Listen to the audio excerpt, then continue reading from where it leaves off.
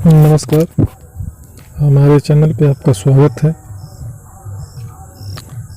हमारा ये जो जानकारी है यह ऐसे मार्गदर्शक गुरु के लिए है जो गुरु पद पे बैठे हैं और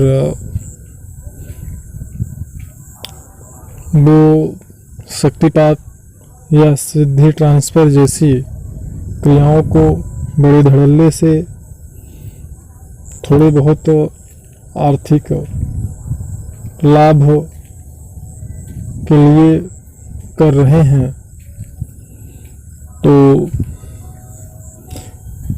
किसकी सामर्थ्य कितनी है मैं नहीं जानता हूँ, लेकिन मैं जहाँ तक मैंने जाना है, जहाँ तक मेरा ज्ञान कहता है, मेरी जानकारी कहती है कि सिद्धि ट्रांसफ़र या शक्तिपात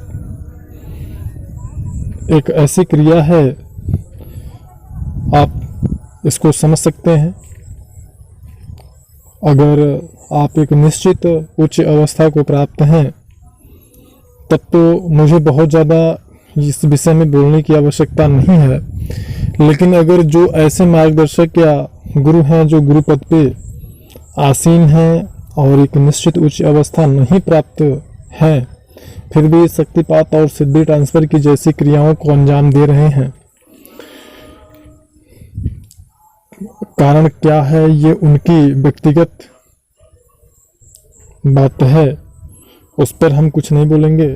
लेकिन हाँ, मैं सिर्फ इतना यहाँ पे प्रयास करूँगा समझाने का, बताने का और कहने का। यह मेरा अपील है सभी से कि इसको समझने का प्रयास करें। अगर हमारी बात बुरी लगे तो हमें क्षमा करें। सिद्धि ट्रांसफ़र या शक्तिपात एक ऐसी क्रिया है जिसमें आप अपनी बहुत ही कठोर से कठोरतम परिश्रम को करते हुए जिस सिद्धि को प्राप्त करते हो, जिस योग बल को प्राप्त करते, उसे आप सामने वाले को प्रदान कर देते हो।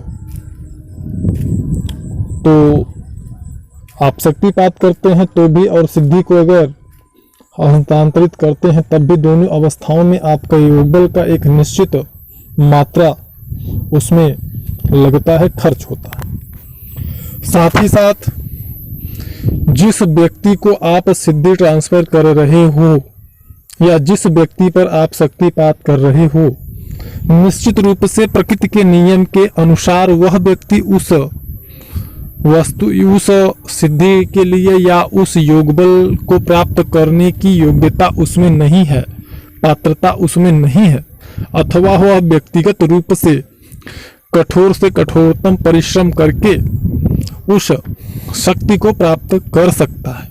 लेकिन ऐसा नहीं हो सकता, क्योंकि प्रकृति के नियम के अनुसार उसके जो कर्म है ऐसा करने में अवरोध मारते हैं।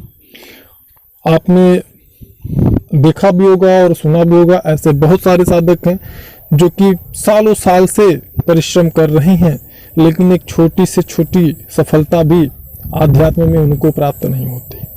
उसका कारण यह होता है कि उनके जो कई जन्मों से अधर्म से युक्त जो या फिर जो क्लेशात्मक कर्म हैं, ऐसे कर्म उन्हें साधना काल में अवरोध मारते हैं। किसी न किसी रूप में उनकी साधना छूट जाती है और फिर ऐसे साधक दृढ़ निश्चयी होते भी नहीं है और एक दो बार के बाद में वो साधना करना ही बंद कर देते। तो कुल मिला के उनके जो कर्माशय हैं, उनके चित्त पर स्थित जो संस्कार हैं, वह बिल्कुल आध्यात्म या साधना के माहौल के प्रतिकूल है, जिसमें वह किसी प्रकार की सफलता प्राप्त नहीं कर पा रहे।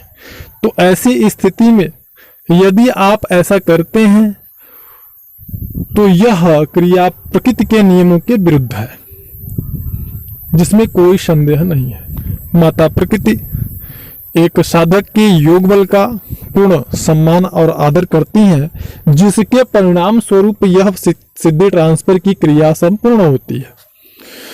तो इसमें जो मार्गदर्शक या गुरु हैं, अगर उनकी दिव्य दृष्टि अत्यंत पैनी है, तब तो यह क्रिया वो भली भांति जानते होंगे।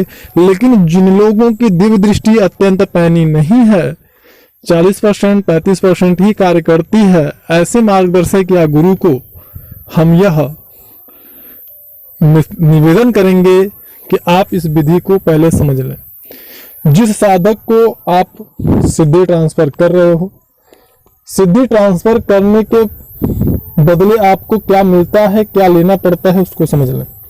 जो साधक है, साधना काल में उस सिद्धि को प्राप्त करने के लिए जितना कठोर परिश्रम करने पड़ते हैं, जितना कठोर कर्म करना पड़ता है, तब जाके वो सिद्धि प्राप्त होता है। वह पूरे कर्म आपको भोगने होते हैं, करने होते हैं, सिद्धि सामने वाले को देने के बदले में। दूसरा, साधना काल में जितने क्लेशात्मक कर्म, जिन कर्मों के कारण साधकों की साधना खंडित हो जाती है, ऐसे क्लेशात्मक कर्म, कोई बहुत गंभीर बीमारी से पीड़ित हो जाता है, तो कोई बहुत गंभीर किसी केस में फंस जाता है साधना काल में, किसी के यहाँ बहुत ही भयानक लड़ाई झगड़ा हो जाता है, तो इस प्रकार के जो क्लेशात्मक कर्म सामने वाले साधक के होंगे, उन कर्मों को आपको ग्रहण करना पड़ता है। दूसरी बात तो ये।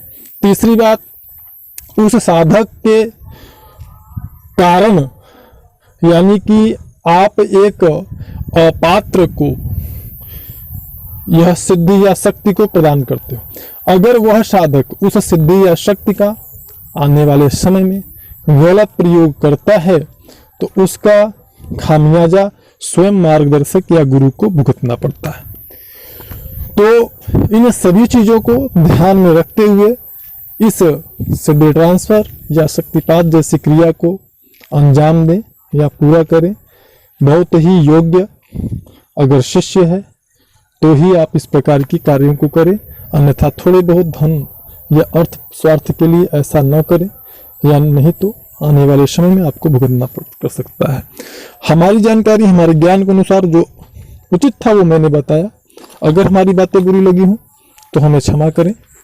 इस वीडियो में सिर्फ इतना ही। मिलते हैं नेक्स्ट वीडियो में, तब तक के लिए धन्यवाद।